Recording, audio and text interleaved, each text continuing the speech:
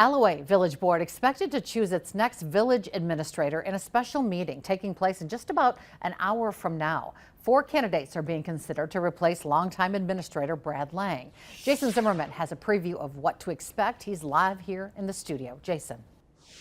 Cami, one of those candidates is the former town administrator Grant Shute, who was fired by the town board in May of last year and now has a federal lawsuit against the town citing allegations of a wrongful termination.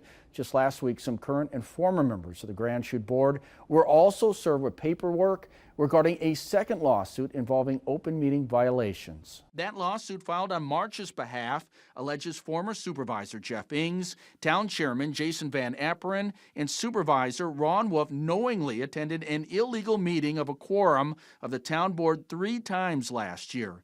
This includes February 11th, March 9th, and May 2nd, and that at each meeting town business was discussed and the required statutory notice was not given.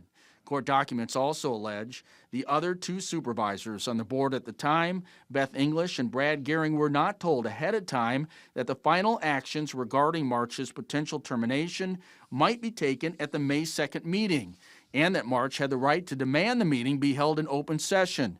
The lawsuit is now requesting that the court order forfeitures for all 3 meeting violations and void March's firing due to the meeting not being posted properly. Plus, the town would have to cover all fees for the court action brought by March. In the federal lawsuit, March accuses the same 3 members of the board at the time of his firing of doing so in retaliation for his cooperation in a state criminal investigation involving Supervisor Wolf. The case is pending in court. Wolf was found not guilty of the charges brought forward in that investigation by an Outagamie County jury.